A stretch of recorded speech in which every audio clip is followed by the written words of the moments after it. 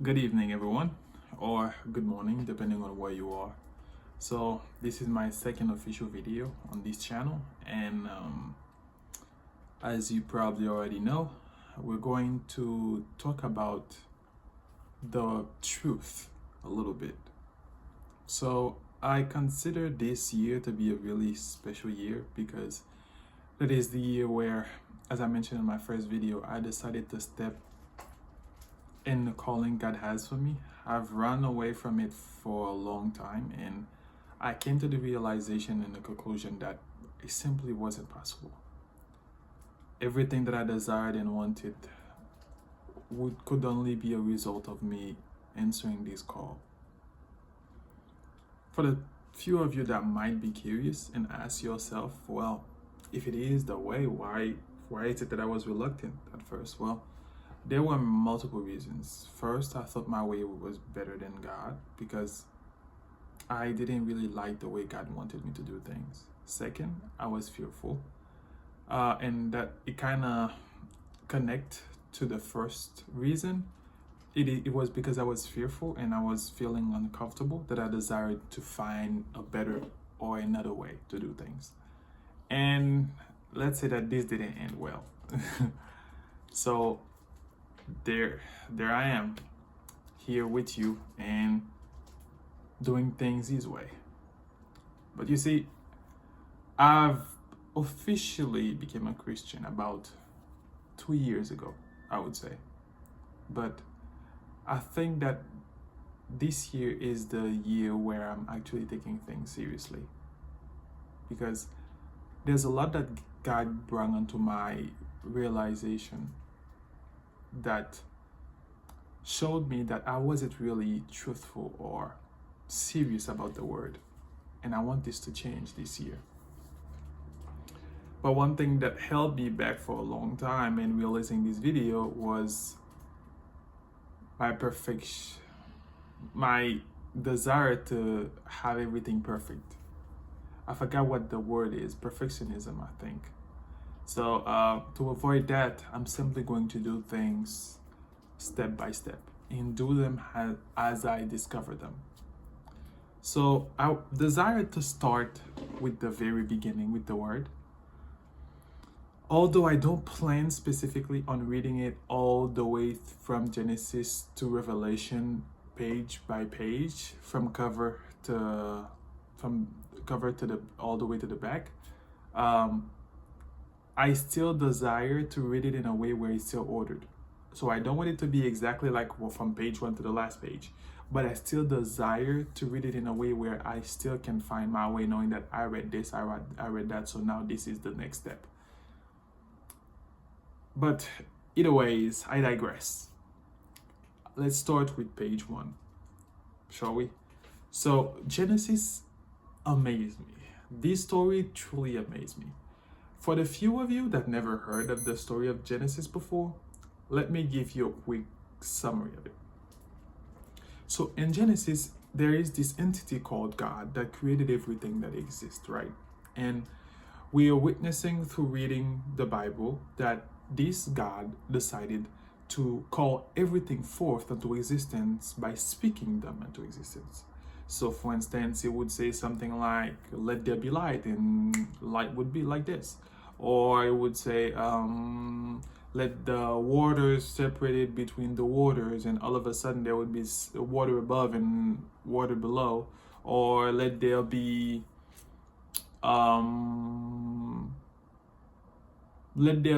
swarmed of animals, of fishes, and the sea. And that would be the case. Everything that we know now was created by him, and he spoke them into existence. And to couple it all, to achieve it with his masterpiece, he decided to create mankind. And it's so interesting because mankind was different than every other creatures in creations of his in many ways. But basically, he created us, and unlike the others, he didn't simply speak us into existence. He put a part of himself in us, and he gave us dominion, he gave us authority, and he commanded us to be fruitful and to multiply. So he blessed us with many things and he called us to rest with him. But unfortunately, there's one commandment that he gave us that we failed to keep, which was he allowed us to eat of every tree of the garden, eat any fruit that we would want, but there was that one tree that we were not allowed to eat. It was a forbidden one. But there's that snake that was really sneaky and really wise and cunning, from what the Bible says, that convinced us to eat from the tree. I truly would advise you to read this book because the book of Genesis. In case you don't know, the Bible is one big book that has multiple books in it. It has 66 books total. So Genesis is one book. I would truly advise you to read it because the way I just summarized it don't do it any justice. The revelations are truly in the details of the story. So you will have personal revelations that God will have just for you when you read it. So don't take my word for it thinking that I just understood the book. No, you don't. Trust me, you don't, because I don't. But basically, what ended up happening was that the story was intriguing me because there's so much that was like, wait, I need to understand this. And there's multiple things that caught my attention.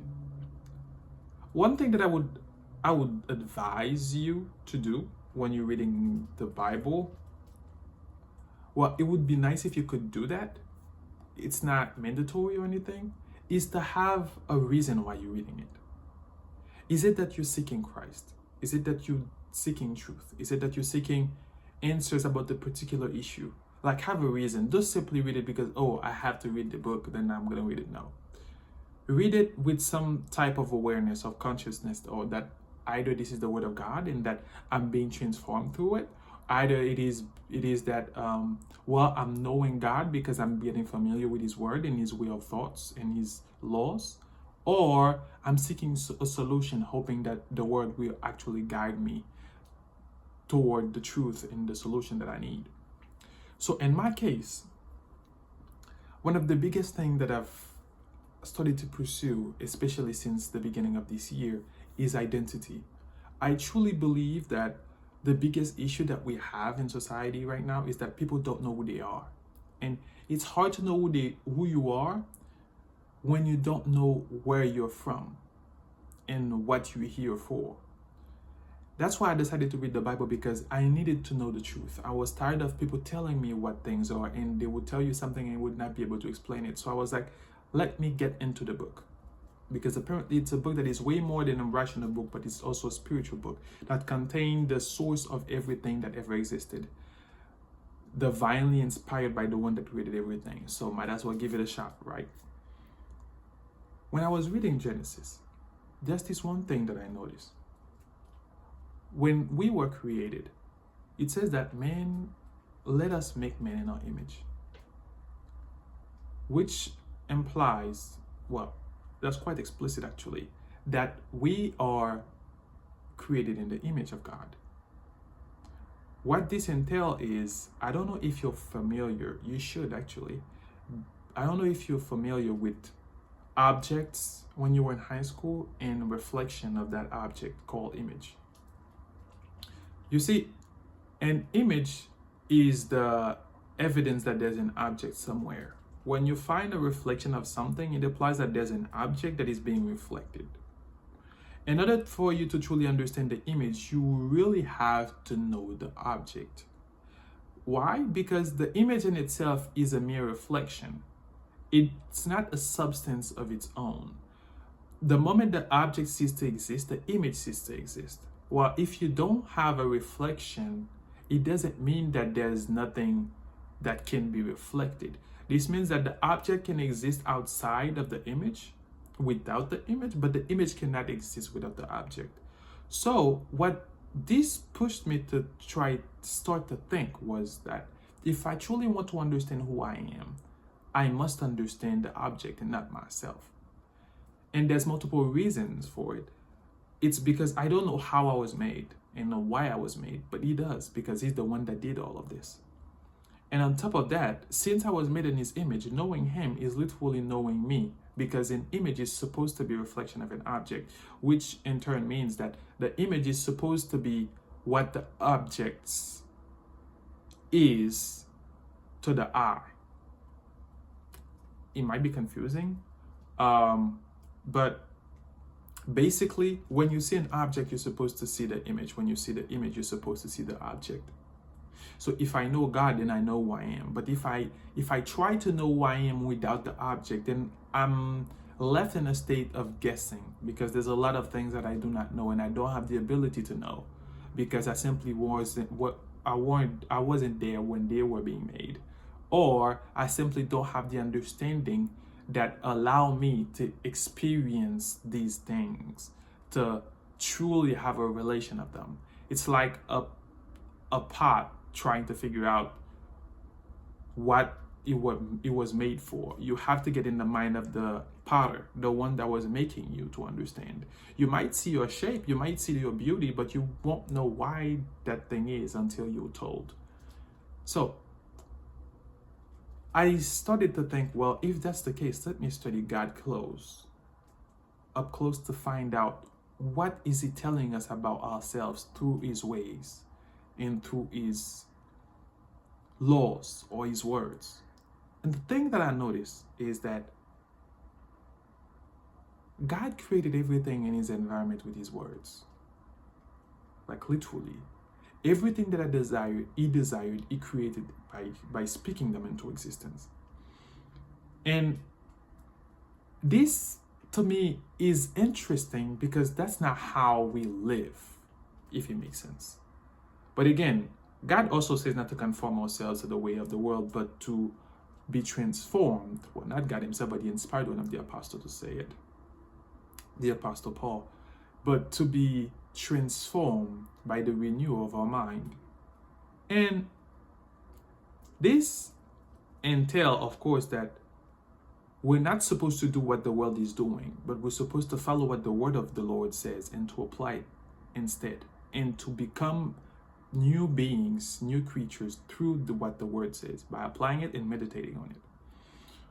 So if I notice that this is what God says, and this is not the world is doing, this probably means that I'm supposed to follow what God is doing, so that the world can see what they're supposed to do.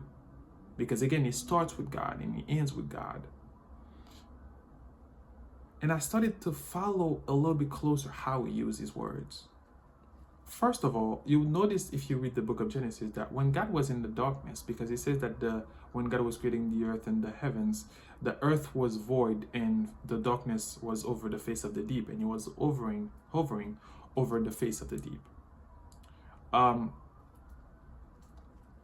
What was interesting was that God didn't see that and say, oh, there's darkness, or oh, I don't like the darkness. He just said, let there be light. And this is so different than the way the world is, because if you are in a situation, most people that I know, if they're in a situation that they do not like, they start complaining about the situation. Sure, I do it. If I don't like the situation, let's say that, oh, I just woke up and I feel like I'm not really in the best mood possible. I would start complaining, oh, I wonder why that is. I wonder if it's because of something I ate. Man, I'm not feeling good. But I will never really try to think of saying, oh, I don't like what I'm saying. Let me speak something better, what I want to see. Oh, I feel good. Oh, I'm strong. I never really tried that. So God gave me a new perspective on things. Because if I'm made in his image, this means that what he does, I'm supposed to do. Because whenever you in front of a reflector or a mirror, whatever the object do, whatever I do with my hands, let's say I do this, it's supposed to do the same thing. The image is supposed to do the same thing. So if God did it, then I'm supposed to do it. And afterward, you'll notice that not only did God use his word to change situations, he didn't really speak what he saw, but spoke what he wanted to see. You'll also notice that he reached a point where God was really detailed about the things he was speaking into existence. At first, it was simple. You'll see, let there be light.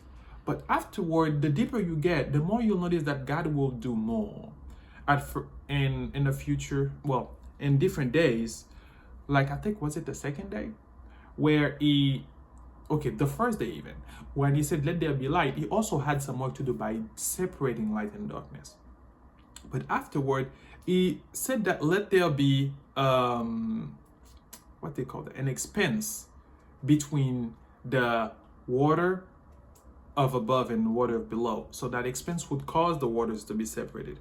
So it was specific on where he wanted that expanse to be and what he wanted that expanse to do. But this one might not show you what specific God was concerning his words, but this will convince you. When God was creating the earth, he said, let the waters be gathered into one place. I'm paraphrasing. And he says that I will call that sea. So he called it sea. That was where the waters were gathered together. And he said, let the earth appear. And he called this piece of land earth. But this is where it got interesting.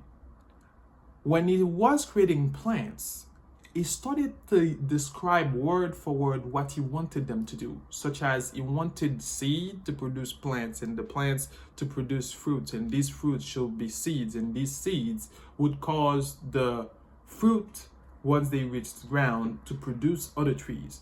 So it shows that he was really detailed in the things he was saying. This shows that sometimes it's not enough to speak the word. You have to be specific about what you want. Let's say that you say, I want to be rich. Well, that's not specific, my friend. You have to be a little bit more detailed about what you desire. Specific, how rich, how much money do you want to make? Or let's say that I want wisdom. Well, okay, what type of wisdom do you want? In what area of your life do you want wisdom? So you have to be specific. And the thing that God spoke, they came to pass. And because it was specific, he was able to know that this is what I wanted and I got it. Therefore, he said, and he saw that it was good. So we notice that God spoke and then he saw. He spoke, then he saw. So this shows us that we're supposed to speak the things we desire to see and then see them. It's not that, oh, we're just going to see what we feel, because God, it never, nowhere in Genesis at the beginning do we see God experience his feelings before he does something. Not that he didn't have no feelings, but you notice that whenever he faced something that wasn't what he desired, he simply spoke against it and spoke what he desired to see. And this shows us that as people that are made in his image, that's how we're supposed to live. Now, that's the knowledge part. That's the part where we understand that our words truly have power. So in case that you're still reluctant and still think that maybe it's simply a godly thing, or maybe it's something for really anointed people or people that are special, all throughout the Bible, God will give us clue about the power of words. Such as it would say that, oh, let the weak say that they are strong. That's a verse in the Bible. And it would also say in Proverbs, I believe, Proverb 18:21, life and death is in the power of the tongue, and the one that loves it will eat its fruits. And all this would show you that the word that you speak have power. They can create life and they can also destroy it. That is why God is really adamant on us using the right words to make sure that we are meek in the way we speak, so that we may edify and build each other and not destroy each other by the things we say. Therefore, I'm saying all this to say that this is just the beginning of me trying to understand our identity through Christ and through God. And so far, what I get is that our word is a tool that is really important, because the word is what God used not only for communication, but for creation. So if that is true, that the word that we speak can create a reality, how would this affect your world right now?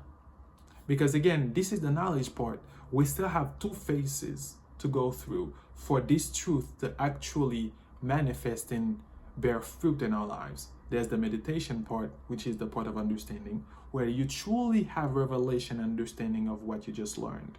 And there's the third part, which is the wisdom part, which is you applying it consistently and diligently until you bear result. So what does this look like? Now that we know that words are powerful, this means that we must be careful about the words we say. We must understand how important words truly are beside these few verses that we just read. And once we do, what we start to do is to notice and pay attention to the words that we use that are negative and switch them. Speak things that we want to see and not things that we see. So for now, I'm not going to lie to you. I'm not the best at doing that. I'm still learning, but it is something that I'm planning on being consistent on. And I will, of course, report to you guys by sharing with you how the progress is going. I don't expect it to be perfect, but I do expect to do the best I can, because I do desire for the word to become true in my life, because the word says that let every man be a liar and God tell the truth, because God is true. Therefore, everything that we read in the Bible is true. If it's not true in your life, this means that somewhere down the line you are wrong. There's something that you don't know, or there's something that you're doing wrong. And I desire to see this come into fruition and come true into my life. And I desire to be the same to happen to you too. So I wish you luck on this process, guys. And I wish that you will follow God in it, and that He will strengthen you so that you can apply the words that He wants you to allow to dwell within you, so that you can bear fruit. For He is the one that said to abide in the vine. For Jesus is the vine and Jesus is the word. So you must abide in the word, for the word to dwell in you and dwell richly in you, so that you may produce fruit. So guys, that's it for this video. I think this one is really long. If you were able to watch it to the end, well, I don't know what to say, but congratulate you. I hope that you learned something from it, and that you do your best to apply it, because it doesn't serve you anything if this is just part of the things that you just learned today and don't meditate on it. Because it's the same thing as eating, digesting, and for your body to actually use the things that you ate to begin with. It's not simply eating, because you don't eat because when you do things like this, you just eat for the purpose of eating, and you don't grow. So it's the same way with knowledge. You acquire knowledge. It's not enough to simply acquire knowledge. You must also meditate on it to allow it to sink in, so that it can actually bear fruit, so that your body, spirit, and soul can actually use the resources provided by the word that you just received and understood. So, guys, have a blessed day. Thank you for watching this video, and stay worthy. Bye.